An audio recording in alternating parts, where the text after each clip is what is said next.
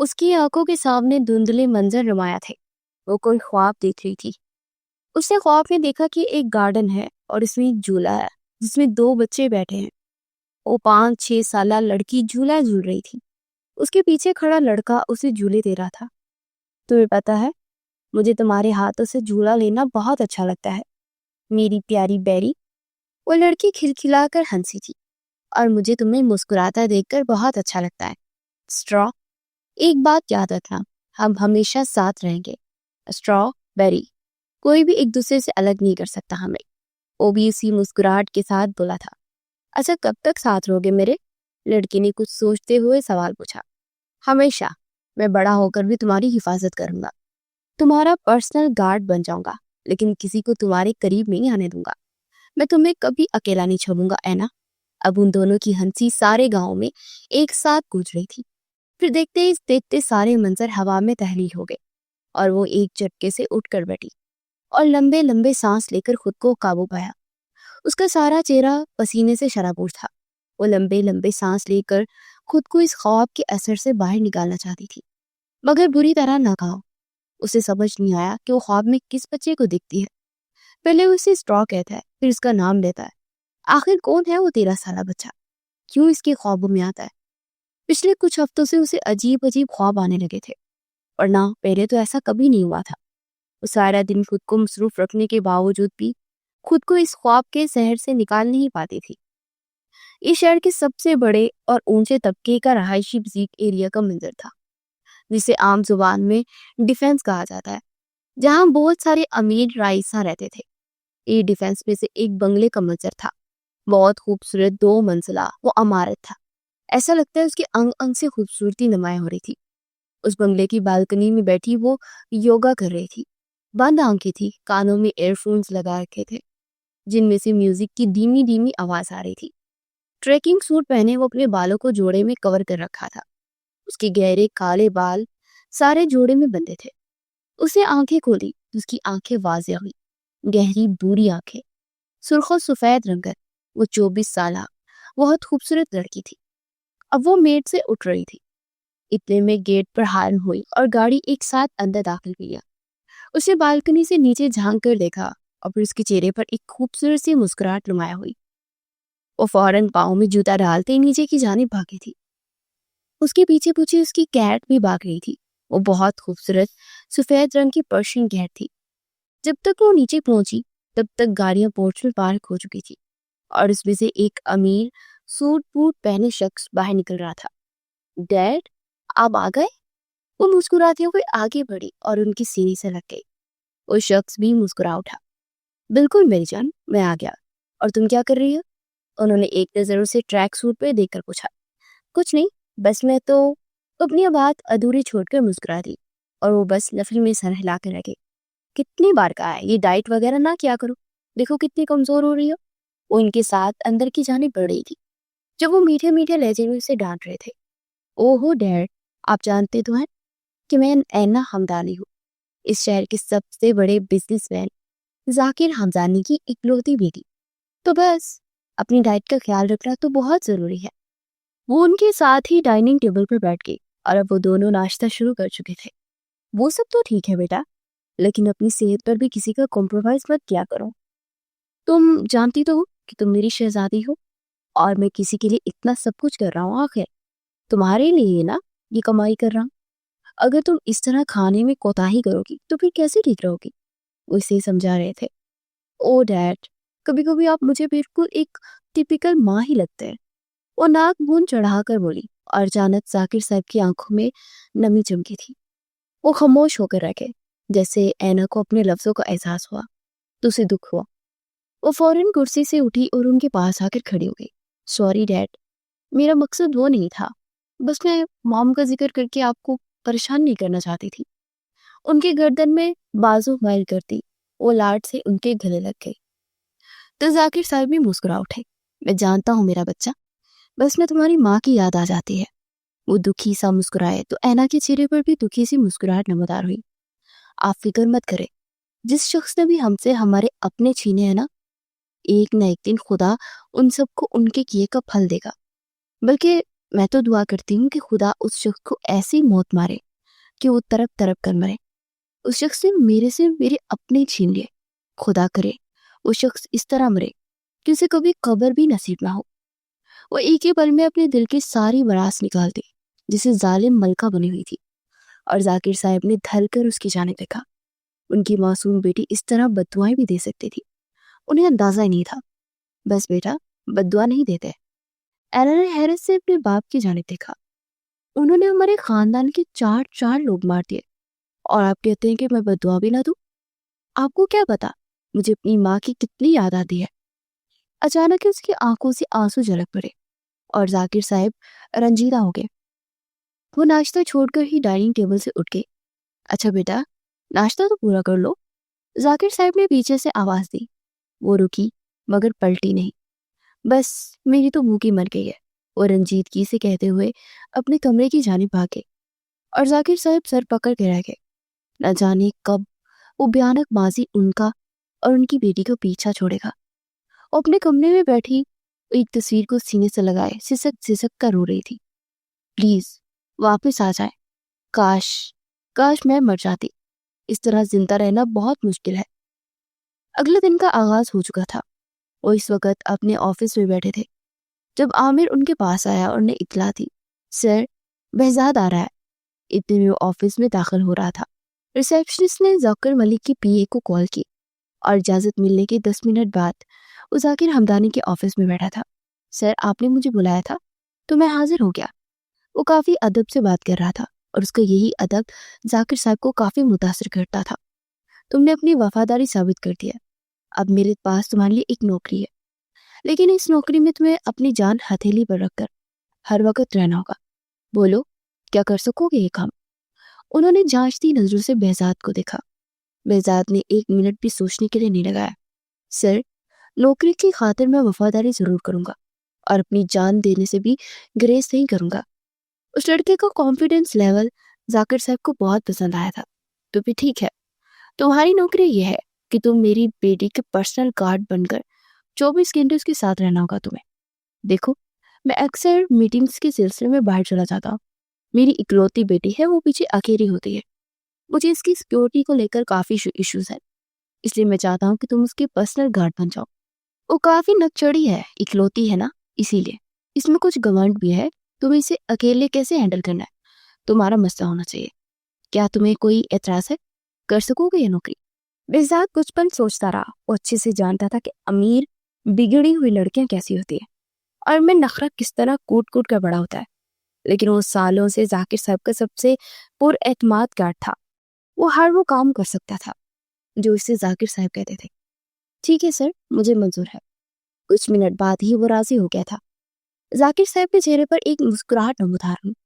انہوں نے فوراً اپنے گھر کا ایڈریس بہزاد کی طرف بڑھایا. ٹھیک ہے، کل صبح 8 بجے اس پتے پر پہنچ جانا. بہزاد نے وہ کارڈ پکڑا اور ان کے دفتر سے باہر نکل آیا. ایک بار پھر دماغ کہہ رہا تھا کہ مت کرو بہزاد، تمہاری عزت نفس کچھ نہیں جائے گی. لیکن دل کہہ رہا تھا کہ تم سب کچھ کر سکتے ہو. دل پر پتھر رکھتے ایک بار پھر اس نے بنگلے میں جانے کو ہی فوقیت دی، اور اگلی صبح 8 بجے وہ اس بنگلے کے اندر موجود تھا. پاس ہی عامر کھڑا تھا. تمہیں بیوی کی چی کے ساتھ ہر وقت رہنا ہے، ان کا خیال رکھنا ہے، کسی سائے کی طرح چپک کر رہنا ہے. وہ جہاں کہیں گی وہاں جانا ہے، انہیں ایک پل کے لیے بھی اکیلا نہیں چھوڑنا. عامر اسے ہدایت دے رہا تھا، اور بہزاد نے اسبات میں سر ہلایا. اتنے میں وہ سیڑھیاں ہوتی ڈائننگ ٹیبل پر آ کر بیٹھی. وہ یونیورسٹی جانے کے لیے تیار تھی. ناشتہ کرنے کے بعد وہ اٹھی تو ذاکر صاحب نے اسے مخاطب کیا. تم کہاں جا رہی ہو؟ وہ حیرت سے بیٹھی. کیا ہو گیا ڈیڈ؟ یونیورسٹی جا رہی ہوں، جیسے روز جاتی ہوں. وہ کافی حیران ہوئی. پہلے تو کبھی اس کے باپ نے اس سے اس طرح سوال نہیں پوچھے تھے. ہاں ٹھیک ہے، تمہیں جہاں بھی جانا ہے. آج کے بعد تم اپنے گارڈ کے ساتھ جاؤ گی. میں نے تمہارے لیے ایک پرسنل گارڈ رکھ دیا ہے. اور ان کی بات سنتی اینا کے چہرے پر بے یقینی اپڑی. او ہو ڈیڈ، آپ کیا چاہتے ہیں کہ میں ہر وقت آپ کے کسی نوکر کے ساتھ رہوں؟ آپ کو ہو کیا گیا ڈیڈ؟ اسے لگتا تھا کہ وہ گارڈ کے ساتھ بن جاتی پھر وہ اپنی زندگی آزادی سے نہیں جی سکے گی. دیکھو بیٹا، تمہاری جان پر کسی قسم کا میں رسک افورڈ نہیں کر سکتا. اسی لیے میں نے یہ فیصلہ کیا ہے کہ تم اچھے سے جانتی ہو کہ تمہاری جان کو کس قدر خطرہ ہو سکتا ہے. اتنے میرے دوست نہیں ہیں جتنے میرے دشمن ہیں، اس لیے خدارا ایڈجسٹ کرنا سیکھو۔ انہوں نے شائستگی سے فریاد کی اور اینا اپنا سا منہ بناتی باہر نکلی جہاں عامر کے ساتھ وہ کار کے پاس کھڑا تھا۔ اینا نے ایک نظر اسے دیکھا، وائٹ کلر کی ٹی شرٹ کے ساتھ بلیک چیز میں سادے سے شوز پہنے وہ کوئی غریب ہی نظر آ رہا تھا۔ اس کے چہرے پر وجاہت تھی، لیکن اس وقت اینا کو کسی بوت سے کم نہیں لگ رہا تھا کہ آخر کیوں اس کا باپ اس کے سر پر ایک کے بعد ایک گارڈ رکھ دیتا تھا۔ اس نے آج تک سارے گارڈ بگا دیے تھے، وہ گارڈ کو اتنا تنگ کرتی کہ گارڈ خود ہی نوکری چھوڑ کر بھاگ جاتے، اور وہ سوچ چکی تھی کہ اس گارڈ کو بھی یہاں سے چلتا کرے گی، وہ اسے اتنا تنگ کرے گی کہ وہ خود ہی نوکری چھوڑ دے گا۔ وہ گاڑی تک آئی تو عامر نے سر جھکاتے سلام کیا۔ السلام علیکم میم۔ وہ سلگتی نظروں سے بہزاد کو سر تا پاؤں پیر دیکھ رہی تھی۔ یہ کون ہے عامر؟ اس کے لہجے میں کافی حقارت تھی۔ میم، یہ آپ کا آج سے نیا گارڈ ہے، آپ اسی کے ساتھ یونیورسٹی جائیں گی۔ اینا کے چہرے کے زاویے بگڑ رہے تھے، لیکن وہ بہت مشکل سے اپنی تلخی قابو کر رہی تھی۔ ٹھیک ہے، اسے کہو کہ دوسری گاڑی میں آ جائے، بے نیازی سے کہتے وہ ڈرائیونگ گیٹ کھول چکی تھی، اور اس سے پہلے کہ عامر کچھ کہتا بہزاد بول اٹھا، آپ کی جان کو خطرہ ہو سکتا ہے، اس لیے ہمارا ایک گاڑی میں جانا ہی مناسب ہے۔ اور اس کی اتنی حاضر جوابی پر تو اینا کلس کر رہ گئی۔ تم میرے نوکر ہو یا میں تمہاری نوکر؟ غصے سے دروازہ زور سے مارتی اس کی طرف پلٹی۔ بہزاد نے حیرت سے اس چھوٹی چھوئی موئی سی لڑکی کو دیکھا۔ بلو کلر کی ڈارک جینز کے اوپر پنک کلر کی شارٹ فراک پہن رکھی تھی، دوپٹہ گلے میں جھول رہا تھا، بال ساڑے جوڑے میں باندھ رکھے تھے، کانوں میں چھوٹے چھوٹے ڈراپس تھے، اور اس کے گلے میں ایک عجیب سا ہار تھا۔ بہزاد نے بہت غور سے اس ہار کو دیکھا، اس کے اندر ننھے ننھے دو دل تھے۔ وہ سادہ سا وائٹ گولڈ کا پینڈنٹ تھا، نہ جانے کیوں بہزاد کو بہت اٹریکٹیو لگا۔ وہ یک ٹک اس کے گلے کو دیکھے جا رہا تھا، اس کی سفید دودھیا گردن میں وہ پینڈنٹ کھل رہا تھا۔ او ہیلو مسٹر، تم سے بات کر رہی ہوں، اینا کی گرجدار آواز سے وجہ سے چونک کر خیالوں سے باہر نکلا۔ دیکھیں میم، آپ کی سیفٹی کے لیے کہہ رہا ہوں، آپ کی حفاظت کرنا میرا فرض ہے۔ اس نے ادب سے وضاحت دی، اور اینا کا دل چاہا کہ اس کو سر پھاڑ دے۔ یہ باقی سارے گارڈز سے الگ تھا۔ وہ دوبارہ ڈرائیونگ سیٹ کھول کر بیٹھنے لگی تو اس نے ایک بار پھر نوٹ ٹوک دیا، رک جائیے، میں گاڑی چلاتا ہوں، آپ کے لیے سیف نہیں۔ اور اس بار تو اینا کا دل چاہا کہ واقعی میں اس کا سر پھوڑ دے، یا پھر اپنا کسی دیوار میں جا کر اپنا سر مار دے۔ تمہاری میں جان لے لوں گی۔ وہ دانت پیس کر کرائی اور ایک بے بس نظر عامر پر ڈالی۔ میں اس شخص کے ساتھ کم سے کم یونیورسٹی نہیں جاؤں گی، وہ جسے اپنا حکم سنا رہی تھی، اور عامر بیچارہ بے بسی سے اسے دیکھ کر رہ گیا۔ میم، یہ سر کا آرڈر ہے، ہم کچھ نہیں کر سکتے، آپ کو انہی کی بات ماننی پڑے گی، ورنہ آپ جانتی ہیں کہ وہ آپ سے ناراض ہو جائے گے۔ اور اینا کی کمزوری صرف باپ کی ناراضگی تھی۔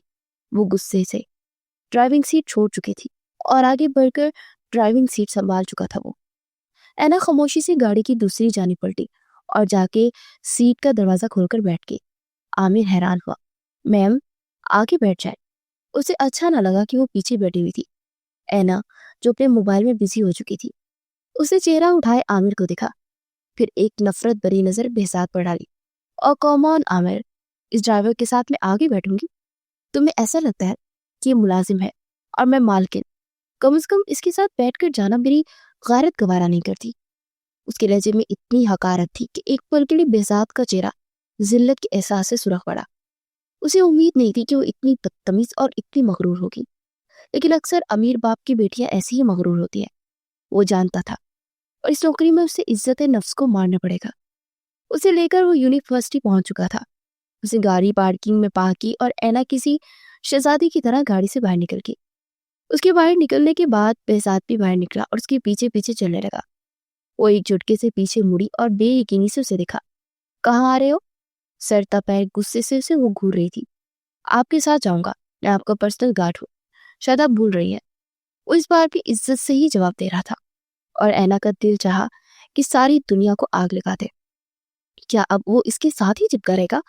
وہ اپنی زندگی آزادی سے جینا چاہتی تھی، لیکن اس کے باپ کو لگتا تھا کہ اس کی جان خطرے میں ہے، اسی لیے ہر وقت کسی نہ کسی گارڈ کو اس کے پیچھے لگائے ہی رکھتے تھے۔ وہ ضبط کرتی کلاس میں داخل ہو چکی تھی۔ وہ سارا دن اس کے سر پر ہی رہا، کلاس کے باہر کھڑا رہا، پھر کنٹین میں اس کے دوستوں کے پاس بھی کھڑا تھا. ویسے یار تمہارا گارڈ تو بہت ہی ہینڈسم ہے. اس کی ایک دوست تو بہت جلد بہزاد سے انسپائر ہو گئی تھی. وہ سارے اس وقت کنٹین میں بیٹھے ہوئے تھے اور اینا شدید بیزار تھی کیونکہ اسے اپنے سارے دوستوں کے ساتھ امبیرسمنٹ فیل ہو رہا تھا. حمزہ اس کے چہرے کے اتار چڑھاؤ دیکھ سکتا تھا. وہ اچانک اس کے پاس جھکا. ویسے میرے پاس بہت اچھا آئیڈیا ہے, کیوں نہ اس گارڈ کو سبق سکھایا جائے جیسے ہم نے پہلے گارڈز کو سکھایا تھا. اور اس کی بات سنتے اینا کے چہرے پر مسکراہٹ بکھر گئی. اس کی شیطانی دماغ میں ایک آئیڈیا آیا. گھر آتے ساتھ ہی اس نے اس آئیڈیا پر عمل کرنے کے لیے وہ اسے اپنے سامنے کھڑے کیے موجود تھی. بہزاد حیران ہو رہا تھا کہ وہ کیا کرنے والی ہے, اور ایک سائڈ پر عامر کھڑا تھا. وہ ایک درزی بھی کھڑا تھا. ماسٹر صاحب اس کی ساری میئرمنٹ لے لے اور یونیفارم بالکل ویسے ہی ہونی چاہیے جیسے میں نے آپ کو پکچر سینڈ کی ہے. عامر حیران تھا کہ وہ کیا کرنے کی کوشش کر رہی ہے. آپ کیا کر رہی ہیں میم؟ بہزاد کی نظروں میں سوال پڑتے اس نے خود ہی پوچھ لیا. او کم آن عامر, یہ میرا اسپیشل گارڈ ہے تو کم سے کم اسے گارڈ دکھنا بھی تو چاہیے نا, اس لیے اس کی یونیفارم سلوا رہی ہوں تاکہ کل سے میرے ساتھ پراپر گارڈ کی طرح چلے. اب بہزاد حیرت سے اسے دکھ رہا تھا. اب یہ لڑکی اس کا ضبط آزما رہی تھی. لیکن میم ان سب کی کیا ضرورت ہے؟ بہزاد نے اپنا غصہ ضبط کرتے ہوئے سوال پوچھا. آئے ہائے, کیوں نہیں ضرورت؟ بالکل ضرورت ہے. آخر سب کو بھی تو پتہ چلنا چاہیے نا کہ تم میرے گارڈ ہو. وہ ایک ایک لفظ پر زور دیتی اندر کی جانب چلی گئی اور وہ بے بسی سے گارڈن میں کھڑا رہ گیا. عامر بیچارہ بس اس پر ترس ہی کھا سکتا تھا کیونکہ وہ ہر گارڈ کے ساتھ اسی طرح کرتی تھی.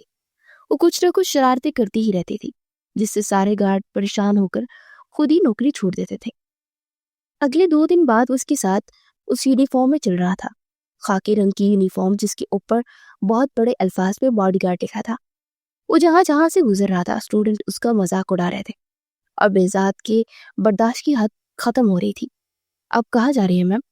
وہ چوری چھپے جو کلاس سے بھاگنے کی کوشش کر رہی تھی. اچانک ہی وہ سامنے آ گیا اور اینا کے سارے فرار کے راستے بند ہو گئے. واش روم جا رہی ہوں, کیا وہاں بھی ساتھ چلو گے؟ جل بھون کر کہتی وہ چیخی اور آس پاس کھڑے سارے اسٹوڈنٹ اس کا مذاق اڑا رہے تھے. ایک پل کے لیے بہزاد کے ساتھ ساتھ اینا کو بھی شدید ذلت کا احساس ہوا. وہ بنا کچھ کہے پلٹی اور گاڑی میں جا کر بیٹھ گئی. آنکھوں میں غصہ تھا, ایسا لگ رہا تھا جسے کسی نے چہرے پر تماچا مار دیا ہو. وہ بھی خاموشی سے ڈرائیونگ کر رہا تھا. وہ گھر پہنچے تو آج ذاکر صاحب کافی خوش نظر آ رہے تھے. وہ لاؤنج میں ہی ایک سائڈ پر کھڑا تھا اور ذاکر صاحب اب اینا کو اپنی خوشی کی وجہ بتا رہے تھے. بیٹے تمہاری تو لاٹری نکل آئی. بہت بڑے بزنس امپائر کے اکلوتے وارث شہرام صدیقی کو تو تم پسند آ گئے ہو اور وہ تم سے شادی کرنا چاہتا ہے. کسی نے اینا کے چہرے پر کھولتا ہوا تیزاب ڈالا تھا. آنکھوں کے سامنے دھندلے سے منظر نمایاں ہوئے. فار گاڈ سیک, اب نے سوچ بھی کیسے لیا کہ میں کسی سے بھی شادی کروں گی؟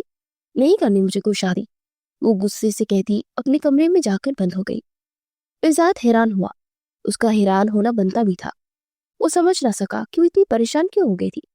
ہر لڑکی کی خواہش ہوتی ہے کہ وہ امیر انسان کی بیوی بنے, اور شہرام صدیقی کو کون نہیں جانتا تھا. خوبصورتی کی مثال اس کی گہری نیلی آنکھیں سارے شہر میں مشہور تھی. ذاکر صاحب جانتے تھے کہ اب وہ کچھ گھنٹوں تک کمرے میں ہی بند رہے گی, اس لیے انہوں نے اسے ڈسٹرب نہیں کیا. شام کو ان کو فون آ گیا اور اس دن وہ 2 دن کے لیے آؤٹ آف کنٹری میٹنگ کے لیے چلے گئے. لیکن جانے سے پہلے بہزاد کو اس کا خیال رکھنے کی ہدایت دینا نہیں بھولے تھے. وہ دوپہر سے ہی کمرے میں بند تھی اور رات ہو چکی تھی. اس نے کچھ بھی نہیں کھایا تھا. بہزاد اس کے کمرے کے باہر ہی موجود تھا. اس کا سارا چہرہ پسینے سے تر تھا. وہ کوئی خوفناک خواب دیکھ رہی تھی. اس کی آنکھوں کے سامنے دھندلے منظر نمایاں تھے. پھر اس نے خود کو سیڑھیوں سے گرتے دیکھا. کوئی ہے, بچاؤ, راہم. اس کے لبوں سے چیخیں نکل رہی تھی اور نیند ایک جھٹکے سے اڑی.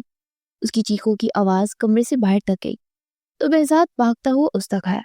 کیا ہوا میم, آئی اوکے؟ اس کے پاس بیڈ پر بیٹھ کر نرمی سے پوچھا.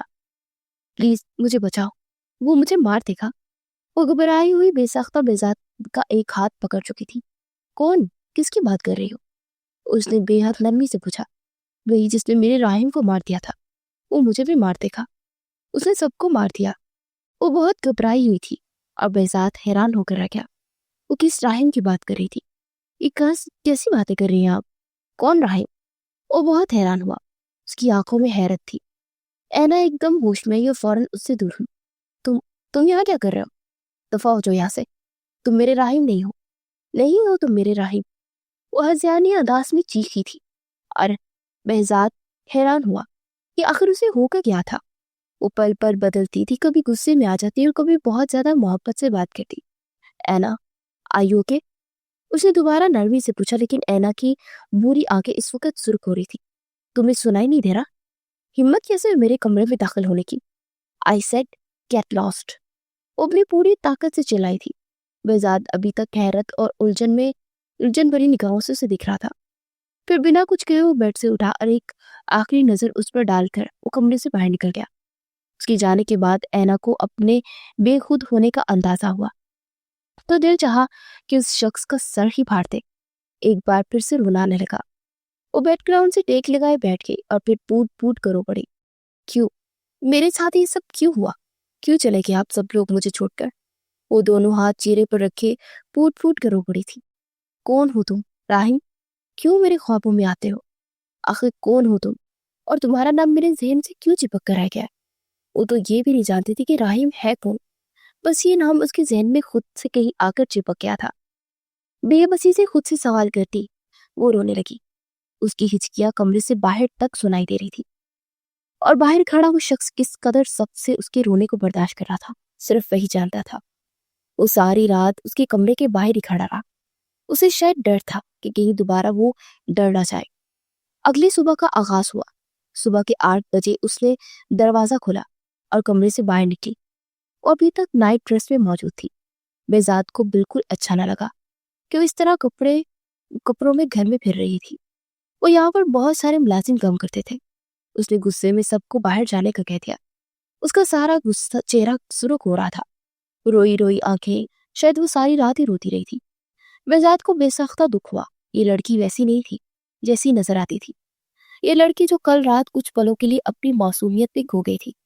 ये लड़की मगरूर नहीं थी जैसी बनने की कोशिश करती थी, वैसी नहीं थी। कुछ था, कुछ राज जो behzad नहीं जानता था। वो गुमसुम सी थी। डाइनिंग टेबल पर बैठी तो behzad ने खुद उसकी प्लेट पकड़ते उसमें नाश्ता सर्व किया। आज ऐना ने उसे डांटने की कोई कोशिश नहीं की और behzad हैरान हो रहा था कि उसे क्या हो गया। वो ऐसे ही खोई खोई नाश्ता करना शुरू कर चुकी थी। behzad उसके पास ही खड़ा था। नाश्ता करने के बाद बिना कुछ कहे वो उठी और वापस अपने कमरे में जाकर बंद हो गई। उसकी ये खामोशी behzad को चुभ रही थी। उसने आज 4 दिनों बाद उस लड़की का कौन सा रूप देखा। ऐसे लगता था जैसे वो अंदर से बहुत ज्यादा तकलीफों का शिकार है। फिर सारा दिन वो कमरे में ही बंद रही और behzad ने भी उसे डिस्टर्ब नहीं किया। 2 दिन बाद जाकिर साहब वापस आ गए थे। उनके साथ में नॉर्मल थी। जाकिर साहब ने भी शादी की कोई बात नहीं की। वो भी पुरसुकून हो गई थी। उस दिन के बाद से उसने behzad को एक बार भी डांटने की कोई कोशिश नहीं की। वो जैसे उसे छुपने और कतराने की कोशिश कर रही थी। यूनिवर्सिटी जाती भी तो बहुत कम गुमसुम सी रहती और क्लास लेने के बाद भी वो बाहर निकल आती। अपने सारे दोस्तों के साथ वो बैठना भी छोड़ चुकी थी। उसे एक ही रात में क्या हो गया था, ये बात behzad समझने से कासिर था। अब वो behzad को डांटती भी नहीं थी। आहिस्ता आहिस्ता behzad उसके साथ एडजस्ट होता जा रहा था। उसके पसंद और नापसंद का ख्याल रखने लगा था। उसे क्या अच्छा लगता था, क्या चीज पसंद नहीं थी, वो सब समझ रहा था। और आमिर भी उसे काफी चीजों में हेल्प कर देता था। अब वो इसके साथ फ्रंट सीट पर बैठ जाती थी। आज पूरे 1 हफ्ते बाद दोबारा उसके बाप ने शादी का जिक्र किया। डैड, मैं कह चुकी हूँ मैं किसी से शादी नहीं करूंगी। खुदा रहा आज के बाद ये बात मत कीजिएगा। वो सारे जब तोड़ती गुस्से से चीखती हुई उठी और कमरे में जाकर बंद हो गई।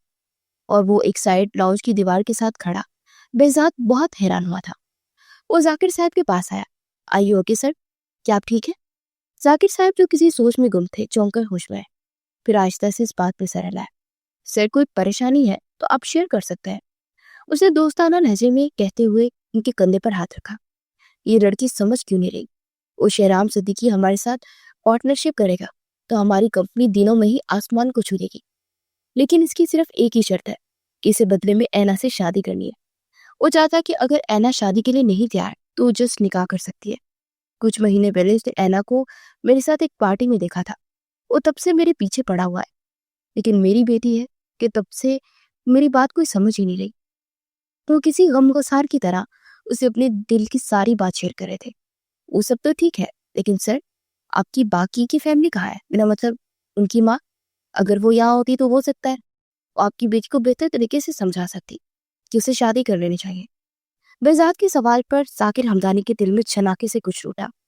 چند سالوں پہلے جب میں اینا کے ساتھ اس کی اسکول کیمپنگ میں گیا تھا تو پیچھے سے ہمارے گھر پر حملہ ہوا تھا۔ کچھ لٹیروں نے ہمارے گھر میں گھس کر میری ساری فیملی کو قتل کر دیا تھا اور سارا سونا اور قیمتی چیزیں لے کر فرار ہو گئے تھے۔ جب بھی میں شادی کی باتیں کرتا ہوں تو اسے اپنی ماں یاد آ جاتی ہے، اس لیے وہ منع کر دیتی ہے۔ بہزاد کی آنکھوں میں کچھ زخمی ہوا تھا۔ اسے آج سمجھ آئی کہ اینا کو اکڑ کے پیچھے کیا وجہ تھی، وہ کیوں اتنی پریشان رہتی تھی۔ اس نے بہت چھوٹی سی عمر میں اتنے سارے غم دیکھ لیے تھے۔ تم اس سے بات کر رہے ہو سکتا ہے کہ وہ تمہاری بات سمجھ جائے، وہ شاید اب تمہاری دوستی بھی ہو چکی ہے اس سے، ذاکر صاحب نے ہلکی سی مسکراہٹ کے ساتھ کہا۔ بہزاد نے سر اس بات میں لایا، ٹھیک ہے میں اس سے بات کروں گا اور میں کوشش کروں گا کہ وہ مان جائے۔ اور ذاکر صاحب کو لگا جیسے وہ ان کے کندھوں سے کچھ بوجھ تو سرک گیا تھا۔ وہ اپنے کمرے میں صوفے پہ بیٹھی ہوئی تھی، نظریں آسمان کی جانب تھی، کانوں میں سالوں پہلے کچھ آوازیں گونج رہی تھی۔ تم تو میری اسٹرا ہو، دیکھنا میں ساری زندگی تمہاری حفاظت کرتا رہوں گا، ہم دونوں ہمیشہ ساتھ رہیں گے۔ 13 سالہ راہیم 6 سالہ اینا کو جھولے دیتے ہوئے ساتھ ساتھ باتیں کر رہا تھا، اور وہ گارڈن میں بیٹھی جھولے لے رہی تھی اور وہ اس کے پیچھے کھڑا ہلکا ہلکا جھولا جھلا رہا تھا۔ کیا واقعی سچ میں؟ اس نے ایکسائٹڈ ہو کر پوچھا۔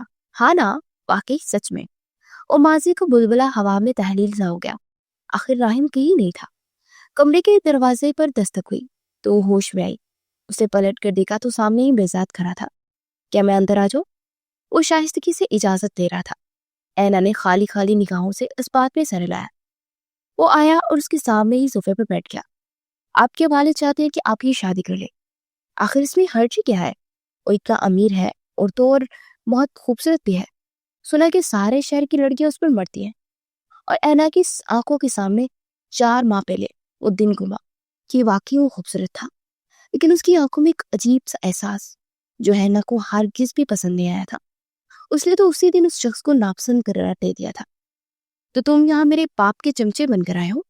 وہ آج بالکل تلخ نہیں تھی، بالکل بس ویسے ہی سوال پوچھ رہی تھی۔ بہزاد نے نفی میں سر لایا۔ نہیں، میں تو بس آپ کے فائدے کی بات کر رہا ہوں۔ اور اس کی بات سنتی اینا کو غصہ ہی آ گیا۔ کیا میرا فائدہ؟ بتا ہی دو۔ جب ایک بار کہہ چکی ہوں کہ مجھے اس شخص سے شادی نہیں کرنی تو پھر یہ میری زندگی ہے نا، میری مرضی، اور میں اپنے راہیم کے علاوہ کسی دوسرے مرد سے شادی کا تصور بھی نہیں کر سکتی۔ وہ بے بسی سے چیختے دونوں ہاتھ چہرے پر رکھے پوٹ پوٹ کر رو پڑی، اور بہزاد کو بہت زیادہ برا لگا۔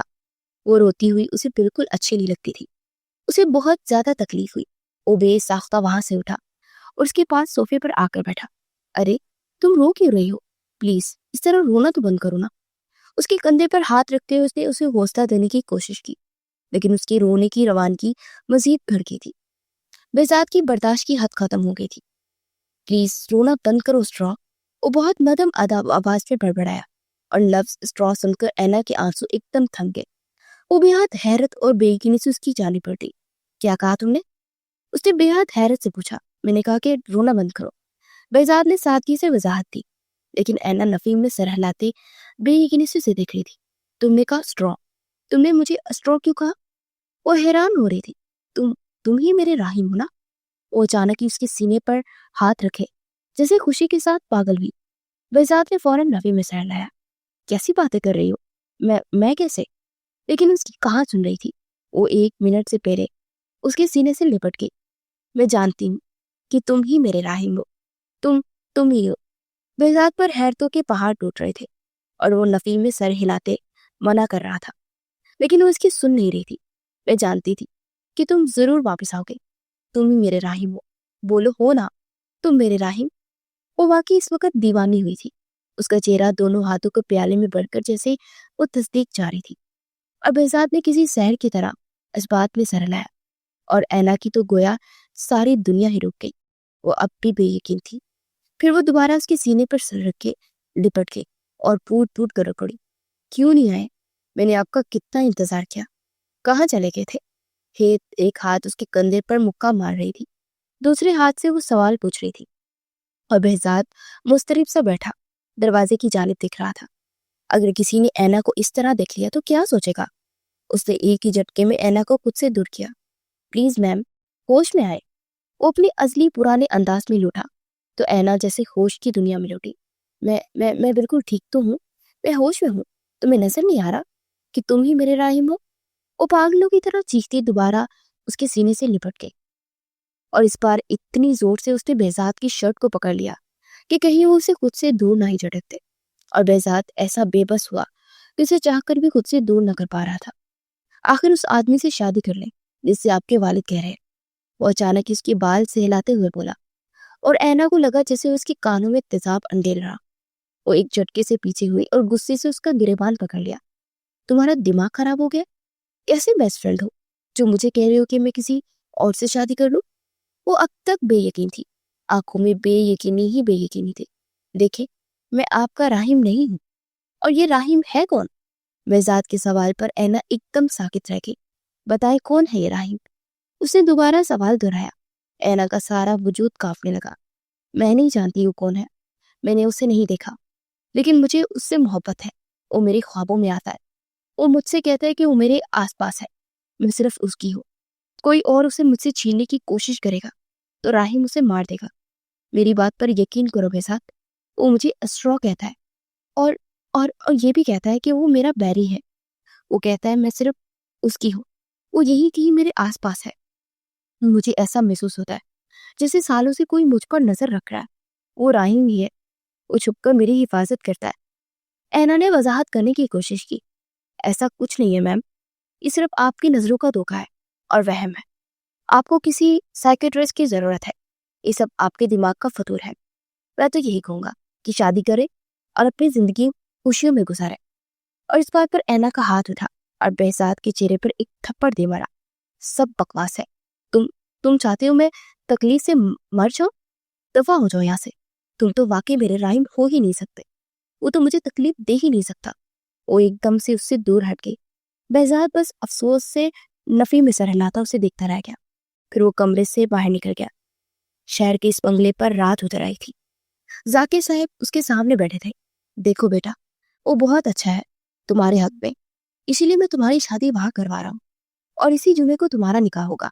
तुम्हें निकाह करना है, बस फैसला हो चुका। उन्होंने अचानक ही हुक्म सुना दिया और इस वक्त जाकिर साहब काफी गुस्से में थे। डैड, मैं कह चुकी हूँ कि मैं वहां शादी नहीं करूंगी। एक बार फिर ऐना ने मना किया। मैं कह चुका हूँ, बस उनके साथ मुझे अपनी बिजनेस पार्टनरशिप करनी है। उनके साथ पार्टनरशिप करने के बाद मेरी कंपनी आसमान को छू लेगी और तुम्हें मेरी बात माननी होगी, वरना भूल जाना कि तुम्हारा कोई बाप था और मेरा मरा हुआ मुंह देखोगी। आज वो काफी गुस्से में थे, वरना वो ऐना की हर जिद पूरी कर देते थे। नहीं डैड, प्लीज, मैं उससे शादी नहीं कर दूंगी। आपको शादी करवानी है ना, तो मेरी शादी behzad से करा दें। मैं इस behzad की बात कर रही हूँ, वो जो आपने मेरे लिए गार्ड रखा है, उससे शादी करवा दे। लेकिन मैं शहराम से शादी नहीं करूंगी। और जाकिर साहब के दिमाग पे धमाके होने लगे। उन्होंने इतनी बेयकीनी से ऐना की जानिब देखा। तुम्हारा दिमाग खराब हो गया? उस 2 टके के गार्ड से तुम्हारी शादी करनी है? तुम मेरी बेटी हो, इस महल की शहजादी, और तुम्हें एक गार्ड से शादी करनी है? उसका बाप वाकई हैरान था। बस डैड, मैं कह चुकी हूँ कि मैं behzad से ही शादी करूंगी। वो सोफे से उठती अजीब जुनूनी लहजे में चीखी थी और जाकिर साहब को भी गुस्सा आ गया। वो भी सोफे से उठे और एक थप्पड़ ऐना के मुंह पर दे मारा। तुम्हारा दिमाग खराब हो गया है। और खबरदार कि तुम्हारा 3 दिन तक यूनिवर्सिटी जाना बंद है। और जब तक निकाह नहीं हो जाता तुम कुछ नहीं करोगी और कहीं नहीं जाओगी। और वो behzad, वो तो तुम्हारे आसपास भी नहीं भटकेगा। वो गुस्से से चीखते हुए उसके कमरे से बाहर निकल गए और ऐना बेड पर गिरी और टूट फूट कर रो पड़ी। कम से कम वो इस जिंदगी में राहिम के सिवा किसी दूसरे शख्स की बीवी नहीं बनना चाहती थी। उसे behzad से ही शादी करनी थी। वो ये देखना चाहते थे क्या वो राहिम वाकई आता है या नहीं, जो कहता कहेगा कि ऐना सिर्फ उसकी है। जाकिर साहब जानते थे कि behzad ने कम से कम ऐना के दिमाग में कोई नेगेटिव बात नहीं डाली, क्योंकि behzad सालों से उनके साथ काम कर रहा है। वो सिर्फ उनका वफादार था, इसलिए उन्होंने behzad को 3 दिन के लिए शहर से बाहर भेज दिया। और इन 3 दिनों में behzad ऐना के सामने नहीं आया और ऐना ने इसे लाखों फोन किए, लेकिन उसका नंबर ही बंद था। पहली प्लीज बेहसात वापस आ जाओ, इस बार नहीं। न जाने उसके दिल ने कितनी बार उस शख्स को पुकारा था, लेकिन वो नहीं आया। बेहसात तो नहीं आया, लेकिन शहराम के साथ निकाह का वक्त जरूर आ गया। वो सफेद और गोल्डन कलर की फ्रॉक पहने किसी बुत की तरह इस वक्त लाउंज के सोफे पर बैठी हुई थी। उस वक्त वहां पर लोग नहीं थे, सिर्फ शहराम के वालिदैन और कुछ दोस्त अहबाब ही थे। उनका निकाह पढ़ाया जा रहा था, लेकिन वो कहा कुछ सोच समझ रही थी। ऐना हमदानी वल्द जाकिर हमदानी, आपका निकाह शहराम राहिम सदीकी वल्द जाफर सदीकी से किया जाता है। क्या आपको ये निकाह कबूल है? वो पत्थर की मूरत बनी रह गई। वो तो अपने राहिम की थी, वो कैसे किसी और से निकाह कर सकती थी? उसके बाप ने उसका कंधा हिलाया तो वो होश में आई और एक नजर उसकी सारे लाउंज पर घूमी। उसने बेजात को ढूंढना चाहा, लेकिन वो कहीं नहीं था, वो जा चुका था। और उसके दिल में जो आखिरी उम्मीद थी वो भी छन से टूट गई। वो नहीं आया। मौलवी साहब तीसरी बार पूछ रहे थे, बल आखिर शहराम की माँ ने उसका कंधा हिलाया। बेटा जवाब तो दो। वो जैसे खाली खाली निगाहों से सारे लाउंज को तक रही थी। वो अब भी नहीं आया तो वो धोखा दे गया। तो क्या वो वाकई इसका राहिम नहीं था? अगर वो इसका राहिम होता तो आ ही जाता। उसने एक नजर शहराम की जानिब देखा। उसका और बेहसात का कोई मुकाबला नहीं था। उसकी गहरी नीली आंखें थी और बेहसात की आंखें काली थी। ये क्लीन शेव में बैठा हुआ था और वो छोटी सी दाढ़ी में होता था। ये बहुत अमीर था। इसके कपड़ों में कपड़े भी लाखों के थे और बेहसात तो शायद 2000 के कपड़े पहन कर आता था। लेकिन फिर भी ऐना का दिल उस बेहसात पर आ चुका था, वो जो बाकी आम गार्ड्स की तरह नौकरी छोड़कर नहीं भागा था। वो जिसने ऐना की हर अकड़ और हर बदतमीजी बर्दाश्त कर ली थी। लेकिन वो नहीं आया। ऐना के दिल ने कहा कि यहाँ से उठकर भाग जाओ, लेकिन दिमाग कह रहा था कि तुम्हारा राहिम होता तो जरूर था। उसके होंठ बल आखिर फड़फड़ा ही उठे। कबूल है, कबूल है, कबूल है। उसने खाली खाली निगाहों से 3 बार बोल दिया। सारे हैरान हुए, लेकिन किसी ने किसी किस्म का कोई सवाल नहीं किया। निकाह ख्वाह ने उसके सामने निकाहनामा रखा। उसने खाली खाली नजर से दस्तखत कर दिए। कानों में आज भी राहिम के अल्फाज गूंज रहे थे, तुम सिर्फ मेरी हो, तुम्हें छोड़कर कहीं भी नहीं जाऊंगा। 2 आंसू आंखों से निकल कर टूटे और उसके गालों पर बिसर गए। वो दस्तखत करने के बाद अपनी फ्रॉक संभालती उठी और वो लाउंज पे बैठा हर फर्द उसकी कार्रवाई बहुत अजीब नजर से देख रहा था। सब जान गए थे कि वो इस निकाह से खुश नहीं है, लेकिन किसी ने भी किसी किस्म की कोई मजामत नहीं की। अब वो सीढ़ियां चढ़ती कमरे में जा रही थी। जाकिर जैसे अपनी बेटी की तकलीफ से कोई उनको फर्क नहीं पड़ा था। ये वही बाप था जो कुछ अरसे पहले तक तो इसको खाना ना खाने पर परेशान हो जाता था, और आज अपने बिजनेस की खातिर उन्होंने अपनी बेटी को किसी चीज की तरह इस्तेमाल किया था। शहराम ने उसे एक नजर देखना चाहा, उससे बात करना चाहता था, लेकिन वो कमरा लॉक किए बैठे थी। तो फिर वो सब लोग वापस पलट गए। ऐना को लग रहा था कि वो हार गई है, उसकी जिंदगी का सब कुछ खत्म हो गया। आज की रात तो मातम करने की रात थी। वो इतनी खामोश होकर रह गई थी कि उसके बाप ने से भी अब उसको कोई शिकवा नहीं किया था। अगर उस शख्स उसका वाकई बाप होता तो क्या वो अपनी बेटी को तकलीफ को ना समझता? शायद उसके बाप को लगता था कि वो शहराम के साथ खुश रह सकेगी, लेकिन वो बेहसात के अलावा अब किसी दूसरे मर्द के साथ खुश रहने का तसव्वुर भी नहीं कर सकती थी। रात काफी गहरी हो चुकी थी जब उसने उस घर से भागने का फैसला किया। उसे किसी भी हाल में राहिम को ढूंढना था। वो जानती थी कि वो शख्स महज उसका ख्वाब नहीं था, वो हकीकत में कहीं था। उसे यहाँ रहना ही नहीं था। उसे कहीं से भी राहिम को ढूंढकर उसके पास जाना था। वो जानती थी कि वो सिर्फ उसके पास ही महफूज रह सकती है। वो जानती थी कि घर से कैसे भागना है, क्योंकि उसका घर था, यही पली बड़ी थी। वो गार्ड को चकमा देते घर से बाहर निकल आई थी। रात काफी गहरी हो चुकी थी, सड़क काफी सुनसान थी। उस सड़क पर ही भागने लगी। नहीं जानती थी कि कहाँ जाएगी, मगर बस उसे इस घर से दूर जाना था। अचानक उसे अपने पीछे किसी के कदमों की चाप सुनाई दी, जैसे कोई उसका पीछा कर रहा था। वो मजीद खौफजदा हुई, जल्दी जल्दी से एक दरख्त की ओट में हो गई। वो लंबे लंबे सांस लेकर खुद को काबू पा रही थी। भागने की वजह से उसका सांस फूल गया था, लेकिन अचानक उसे अपनी गर्दन पर एक नोकीली सुई चिपती हुई महसूस हुई। उसने चीखने चिल्लाने की कोशिश की, मगर उसके बाद एक गहरा सुनाटा छा गया और वह वहीं होशो हवास से बेगाना होकर गिर गई। उसका मोबाइल मुसलसल बज रहा था, जिसने उसकी नींद में खलल पैदा किया। उसने मोबाइल उठाकर देखा तो कोई जाकिर साहब का फोन आ रहा था। वो कुछ चौंका कि रात के इस पर फोन आना उसे कुछ तशवीश हुई। उसने फोन उठाया, मगर कानों में जो अल्फाज पड़े वो बेजात की रूह खींच गई। बेजाद जल्दी से पहुंचो, पता नहीं ऐना कहाँ चली गई, कोई मेरी बेटी को ले गया। बेजाद को सांस लेने में तकलीफ होने लगी। मैं भी आ रहा हूँ। वो जल्दी से अपने फ्लैट से निकलकर बाहर भागा। उसकी आंखों के सामने बहुत अंधेरा था। उसने अपनी आंखें खोलने की कोशिश की, मगर पलकों पर बहुत बोझ था।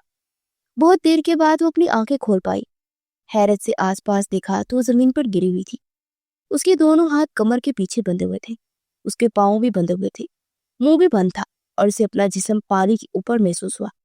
उसने हैरत से आसपास देखा तो जहां जमीन पर थी वो सारा फर्श गिरा था।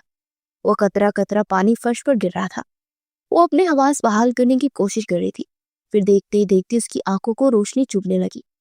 जैसे ही रोशनी आंखों को कुछ नॉर्मल लगी तो उसने देखा कि सामने 6-7 लोग खड़े थे और एक साइड पर 2 आदमी, शायद वो दोनों बॉस थे। वो पुरसुकून होकर किसी बादशाह की तरह टेक लगाए सोफे पर बैठे थे। ऐना ने उठने की कोशिश की मगर बुरी तरह नाकाम हुई। वो तो हिल भी नहीं पा रही थी और ऐना को फड़फड़ाते देख वो दोनों हाथ पर हाथ मारकर हंसे। यार ये देख, ये है जाकिर हमदानी की ताकत, जो हमारे आज कदमों में गिरी हुई है। अब हम इसे जाकिर हमदानी को बताएंगे कि असल ताकत क्या होती है। वो हमारे मामला में बहुत टांग आ रहा था ना, अब देखना कैसे उसकी बेटी को तरपा तरपा कर मारेंगे। वो दोनों हाथ पर हाथ मारकर हंस रहे थे, मगर ऐना को इनकी कोई बात समझ नहीं आ रही थी। उसकी आंखों के सामने तो बस अंधेरा छा रहा था। फिर उसके होंठ फड़फड़ाए। राही, वो अपने इस शख्स को पुकार रही थी जो न जाने इस दुनिया में था भी या नहीं, जो या सिर्फ उसकी दिमाग का फतूर था। वो किसी खुले कमरे में थी जहां उसकी आसपास पानी ही पानी था। वो लोग उससे कुछ फासले पर बैठे उसकी हालत पर हंस रहे थे। ऐना की आंखों से आंसू बहने लगे। फिर उसके होंठ फड़फड़ाए। बेहजाद, वो सिर्फ उन 2 लोगों को याद कर रही थी। आज उसका वो बॉडीगार्ड कहीं भी नहीं था। उसने आंखें बंद की और बेहजाद को याद करना चाहा। वो जानती थी कि कुछ भी हो जाए उसे बचाने के लिए जरूर आएगा। वो अभी ये सोच ही रही थी कि जब दरवाजा एक दहाड़ से खुला और कोई अंधाधुंध अंदर दाखिल हुआ। ऐना ने उसे देखने की कोशिश की, मगर उससे ज्यादा वो अपने हवास बहाल नहीं रख पा रही थी, इसलिए होशो हवास से बेगाना हो गई। वो उन सबके सामने खड़ा था। उन 2 लोगों के दांत फौरन बंद हुए। कौन हो तुम और यहाँ के तक कैसे पहुंचे? एक चिल्लाया था। लड़की को हाथ किसने लगाया? सख्त लहजे में सवाल पूछा तो दोनों एक बार फिर हंस पड़े। क्यों, तू लड़की का बाप है? वो मजाक उड़ा रहे थे। वो कदम कदम चलता आगे बढ़ा।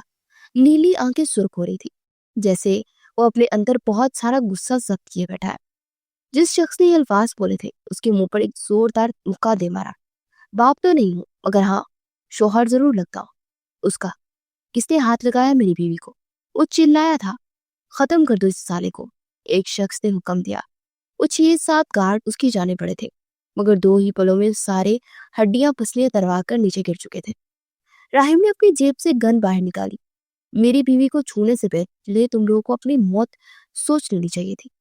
तुम लोगों को जाकिर हमदानी से मसला था ना, तो उसे तकलीफ देते, मगर मेरी बीवी को हाथ लगाने से पहले तुम दोनों को अपना इंजाम, अपनी आखिरत सोच लेनी चाहिए थी। उन लोगों को बिना सोचे समझने का मौका दे गया ना। उन दोनों के सरों पर अपनी गन से निकलती गोलियों से छेद कर चुका था। जो मेरी स्ट्रॉ को हाथ लगाने की कोशिश करेगा, फिर मैं उसके हाथ काट देता हूँ।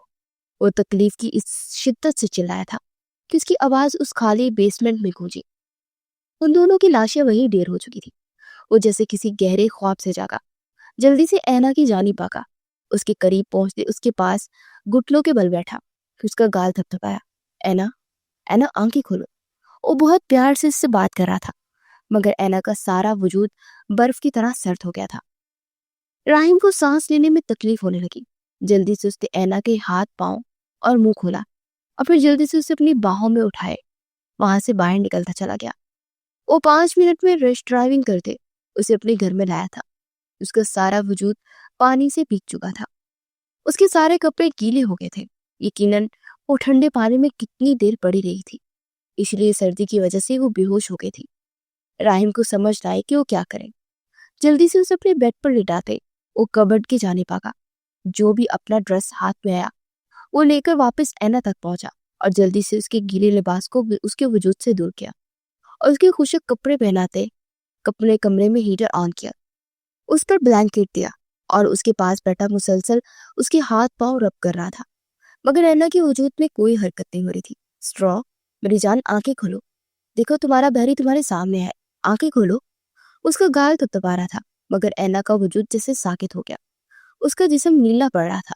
ایک گھنٹے تک راہم اس کی حالت سنوارنے کی کوشش کرتا رہا، پھر سمجھ نہ آئی کہ کیا کرے۔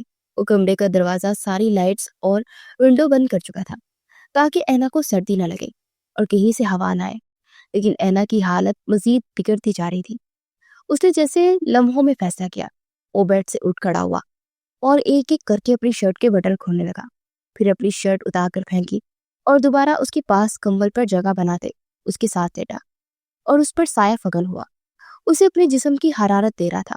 I'm sorry اینا، میں تمہیں اس طرح تمہاری اجازت کی بنا چھونا نہیں چاہتا تھا، مگر اس وقت تمہاری طبیعت کے لیے بہت ضروری ہے یہ، اور میں تو تمہارا شوہر ہوں، حق رکھتا ہوں۔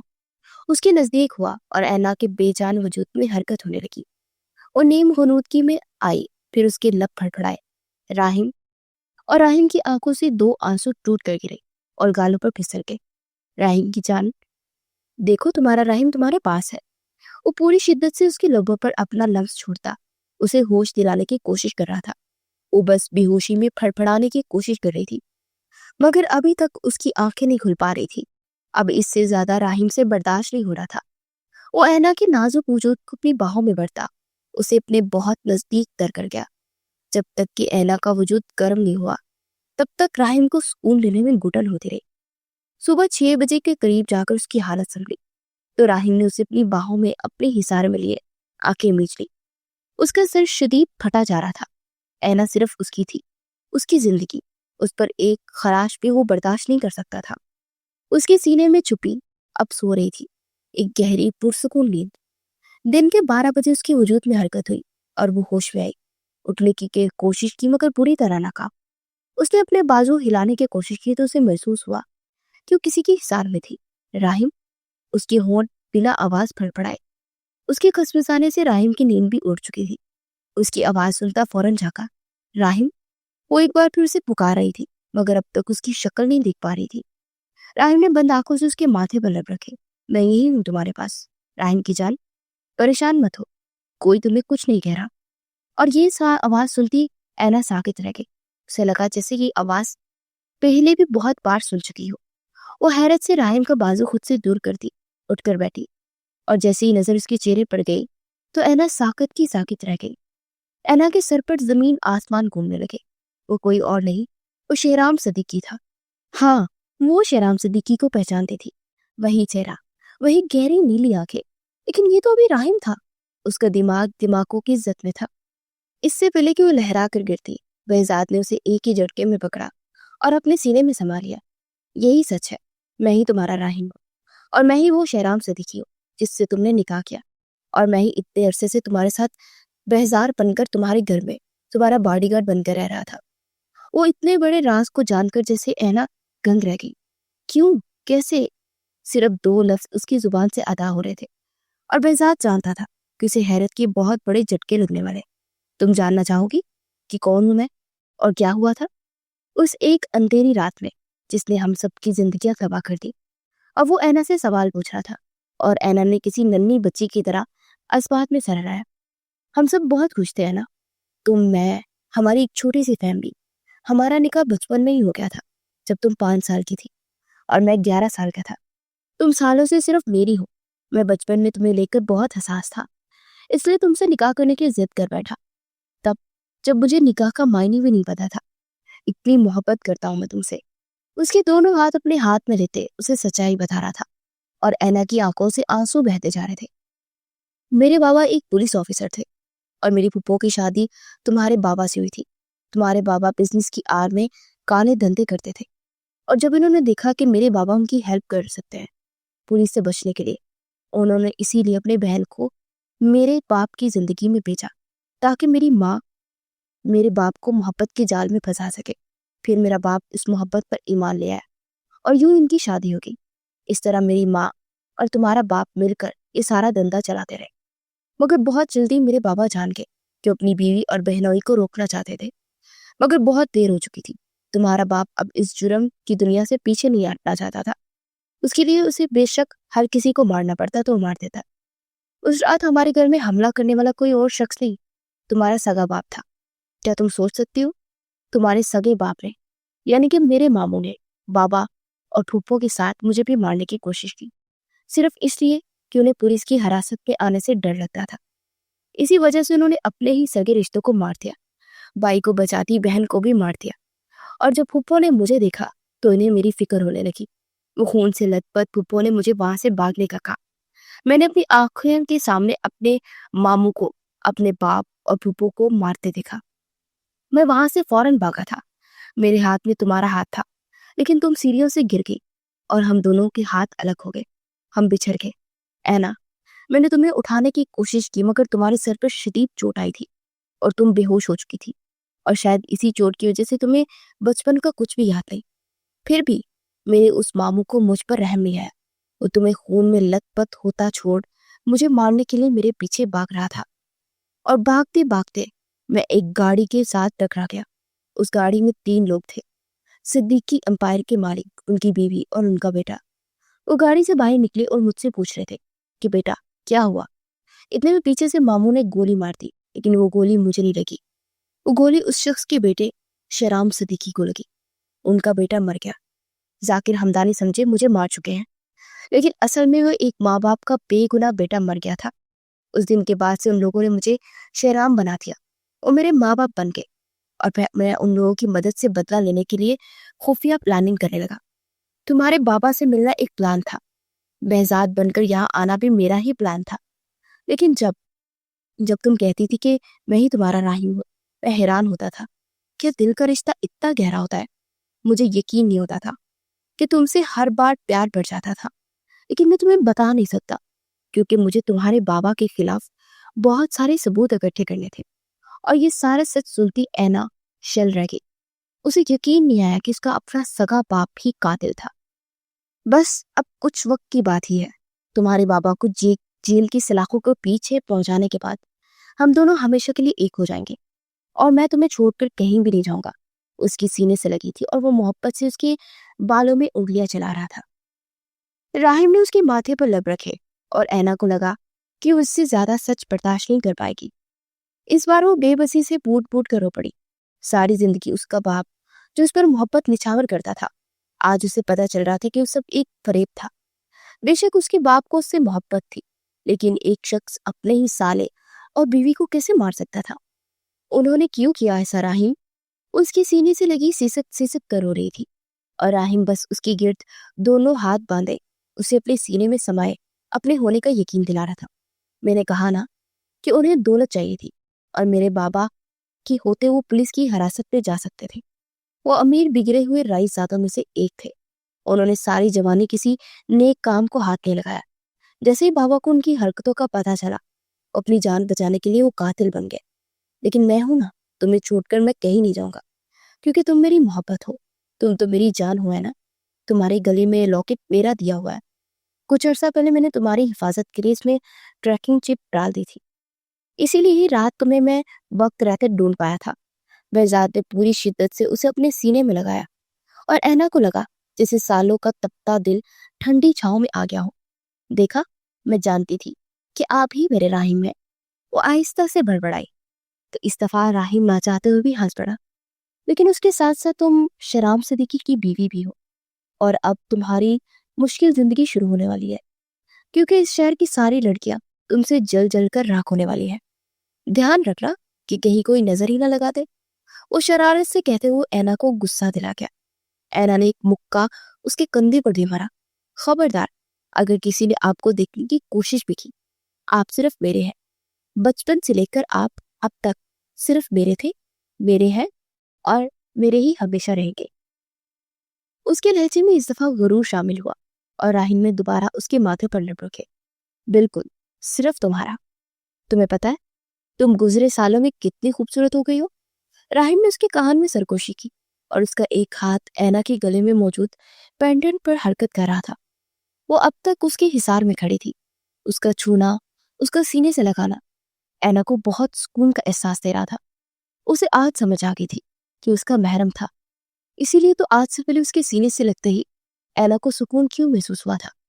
اس کے لمس میں محبت کے ساتھ عزت تھی۔ ویسے ایک چیز ڈیسائیڈ کر لو کہ تم مجھے کہو گی کیا، آپ یا تم؟ اس کے تم اور آپ کہنے کے درمیان کنفیوز ہو رہا تھا۔ اس پر اینا نہ چاہتے ہوئے بھی ہنس پڑی۔ میرا جو دل چاہے گا وہی کروں گی، وہ ملکیت جتا رہی تھی، اور بہزاد کے چہرے پر مسکراہٹیں بکھر گئی۔ اس کے پاس ہی بیڈ پر بیٹھا اور وہ بیڈ پر لیٹی تھی، اور رحیم اس کے بالوں میں انگلیاں چلا رہا تھا۔ وہ پرسکون ہوتی اسے دیکھ رہی تھی۔ کل رات کیا ہوا تھا؟ اچانک اسے یاد آیا تو اس نے پوچھا۔ رحیم مسکرا رہا تھا۔ کچھ بھی نہیں ہوا، بس تم تھی، میں تھا، اور ہم دونوں ایک دوسرے کے بہت قریب تھے۔ میں جانتا ہوں کہ میں یہ سب بہت جلدی میں کیا، مگر تمہاری طبیعت ٹھیک نہیں تھی نا، مجھے تمہاری اجازت کے بغیر تمہیں بے حد نزدیک آنا پڑا۔ وہ صاف کوئی سے کام لے رہا تھا۔ اینا نے اپنا سر اس کے سینے میں چھپایا۔ وہ کچھ بھی کہنے کے قابل نہ رہی تھی، اور چند ہی پلوں میں وہ گہرے نیند میں اتر گئی۔ اس کے سونے کے بعد بھی اس کے پاس بیٹھا رہا۔ وہ سوئے ہوئے کتنی معصوم اور پیاری لگ رہی تھی۔ جھکتے ہوئے اس کے ماتھے پر لب رکھے اٹھا۔ کل رات سے ذاکر بادشاہ اپنی بیٹی کی غیر موجودگی کی وجہ سے انگاروں پر لوٹ پھوٹ رہا تھا، یہ جانے بغیر کہ وہ ساری رات اپنے شوہر کی باہوں میں گزار چکی ہے۔ رات کے آخری پہر تھے جب وہ دونوں آگے پیچھے بنگلے میں داخل ہوئے۔ اینا کو صحیح سلامت دیکھ ذاکر ہمدانی کی جان میں جان آئی۔ وہ فوراً اس کی جانب بھاگے، مگر وہ چند قدم پیچھے ہو گئی۔ بہزاد تم؟ وہ کچھ کہنے کی کوشش کر رہے تھے۔ اسے میں یہاں لائی ہوں ڈیڈ۔ خاموش لاؤنج میں اینا کی آواز گونجی۔ لیکن تم نے کیوں بلایا ہے؟ او کم آن ڈیڈ، یہ میرا گارڈ تھا، اب بھول گئے؟ وہ کچھ نارمل لہجے میں بات کر رہی تھی۔ تمہیں ہو کیا گیا ہے نا؟ تمہارا نکاح ہو چکا ہے، اور اب اس کا تمہارے آس پاس رہنا مناسب نہیں ہے، اور ویسے بھی میں تمہارا گارڈ چینج کر رہا ہوں۔ ابھی وہ سب کہہ ہی رہے تھے جب ان کے پیچھے پولیس داخل ہوئی۔ سوری ڈیڈ، لیکن اب آپ یہ اختیار کھو چکے ہیں۔ آج سے میری زندگی کے سارے فیصلے بہزاد کرے گا، اور آپ نے میری ماں کو مار دیا، ماموں کو مار دیا، اور صرف اتنا ہی نہیں، آپ کا ساتھ دینے والی پھوپھو کو بھی مار دیا۔ آپ کو کیا لگا تھا یہ راز میں کبھی جان نہیں پاؤں گی؟ آپ نے مجھ سے میرا سب کچھ چھین لیا ڈیڈ۔ وہ تکلیف سے چور لہجے میں کہتی۔ ذاکر صاحب کے چہرے کا سارا خون نچوڑ گئی۔ ان کے چہرے کا ایک رنگ آ رہا تھا اور ایک رنگ جا رہا تھا۔ یہ تم کیا کہہ رہی ہو؟ یہ زہر تمہارے دماغ میں کس نے ڈالا ہے؟ انہوں نے غصے سے بہزاد کو گھولا۔ تم نمک حرام کہی گے، تم نے میری بیٹی کو میرے خلاف کر دیا۔ وہ ایک چٹکے میں بہزاد تک پہنچے، اس کا گریبان پکڑ لیا، لیکن درمیان میں پولیس آ گئی۔ دیکھیں، آپ مسٹر شیرام کے ساتھ اس طرح بات نہیں کر سکتے، اور لفظ شیرام سے تو اکرام صاحب ثابت رکھیں۔ انہوں نے بے یقینی سے بہزاد کا چہرہ دیکھا، جو اب اپنی داڑھی اور وگ اتار رہا تھا، اور اس شکل کے پیچھے شیرام صدیقی کی شکل دیکھ وہ حیران رہ گئے۔ یہ کیسا مذاق تھا؟ وہ واقعی حیران ہوئے۔ ایک امیر شخص ان کے گھر میں نوکر بن کر رہ رہا تھا۔ وہ کیا نانا مامو جان کہ نمک حرام میں نہیں، نمک حرام آپ ہے، اور میں ہی وہ راہیم ہوں جسے آپ نے آدھی رات کو سڑک پر جان سے مار دینے کی کوشش کی تھی۔ خیر، بہت لمبی کہانی ہے، میں جیل میں آؤں گا آپ سے ملنے، پھر اس کہانی پر ڈیٹیل سے بات کریں گے۔ فی الحال تو آپ 4 لوگوں کے قتل کے جرم میں جیل جانے کی تیاری کریں، ریسٹ کر لینے۔ وہ ایک کے بعد ایک بم ذاکر صاحب کی سماعتوں میں پھوڑ رہا تھا، اور انہوں نے بے یقینی سے اینا کی جانب دیکھا، جس کے چہرے پر کوئی حیرانی نہیں اتری تھی، یعنی کہ وہ یہ سب باتیں جانتی تھی۔ ویسے آپ کو حیرت کا جھٹکا تو لگا ہوگا نا، اپنے ہی بھانجے کو اتنا امیر بزنس مین دیکھ کر، لیکن وہ کہتے ہیں نا کہ خدا جسے دیتا ہے اسے کوئی چھین نہیں سکتا۔ اور فکر مت کریں، اپنی اسٹرا کا خیال رکھنے کے لیے میں یہاں موجود ہوں، اب بس اپنی موت کا انتظار کیجیے گا۔ انہوں نے ایک بے بس نظر اینا پر ڈالنی چاہی، جو کہ اپنا چہرہ پھیر چکی تھی۔ کاش میں آپ کی بیٹی نہ ہوتی، یا کاش میں پیدا ہوتے ہی مر جاتی ڈیڈ۔ مجھے یقین نہیں آ رہا، میں نے اتنے سال آپ کے ساتھ گزار دیا، اپنی ماں کے قاتل کے ساتھ، میں کیسے اتنے سال رہتی رہی؟ آخر مجھے احساس کیوں نہ ہوا؟ تکلیف زدہ آنکھوں کے ساتھ وہ نہیں دیکھ رہی تھی، اور ذاکر صاحب اب بہت بری طرح پھنس چکے تھے۔ ان کے پاس چائے فرار نہیں تھا، اور نہ وہ ان دونوں سے معافی مانگنے کے قابل رہے تھے۔ اصل نمک حرام آپ ہے، آپ اپنے ہی محسن کا نمک کھا کر انہیں کو جان سے مار دینے کا کبھی افسوس نہیں ہوا آپ کو؟ بہزاد نے بے بسی سے یہ بات پوچھی، لیکن جانتا تھا کہ ان کے پاس کوئی جواب نہیں ہوگا۔ وہ خاموش ہو کر رہ گئے۔ پولیس انہیں پکڑ کر لے جا چکی تھی، اور اینا اپنا ہاتھ ڈائننگ ٹیبل پر رکھے جو کہ اپنے آنسو ضبط کرنے کی کوشش کر رہی تھی۔ جب وہ اس کے پاس پہنچا اور وہ سیدھی ہوئی اور پھر بنا کچھ کہے اس کے سینے سے لپٹ گئی۔ اس کی گھٹی گھٹی سسکیاں سارے لاؤنج میں جاری تھی اور راہم جانتا تھا کہ آخری بار ہے جب وہ رو رہی ہے۔ اس کے بعد وہ کبھی اس کی آنکھوں میں کوئی آنسو نہیں آنے دے گا۔ وہ بس مضبوطی سے اس کی کمر کے گرد بازو مال کے کھڑا تھا۔ جب وہ رو رو کر تھک گئی تو پھر وہ اپنے آنسو صاف کرتی جسے ہوش میں آئی اور سے 2 قدم دور ہوئی۔ چلو اپنے گھر چلتے ہیں، وہاں جہاں میرے ماں باپ رہتے ہیں۔ انہوں نے مجھے اتنے سال وہاں اپنا بیٹا بنا کر پالا، میں انہیں اکیلا نہیں چھوڑ سکتا۔ راہم نے بے بسی سے فریاد کی، آپ جہاں چاہیں گی میں وہاں چلی جاؤں گی، بس مجھے آپ کے ساتھ رہنا ہے۔ وہ فرمائش کرتی اس وقت بہت ہی معصوم بچی لگی۔ راہم نے اس کا ہاتھ مضبوطی سے اپنے ہاتھ میں تھام لیا اور اس کے ساتھ اس خالی بنگلے کی دہلیز پار کر گئی۔ پیچھے سارا بنگلہ خالی رہ گیا۔ وہ ساری دولت جو ایک بائی نے اپنوں کو مار کر حاصل کی تھی وہ دھری کی دھری رہ گئی۔ اسی لیے کہتے ہیں کہ لالچ بری بلا ہے جو انسان سے سب کچھ چھین لیتی ہے۔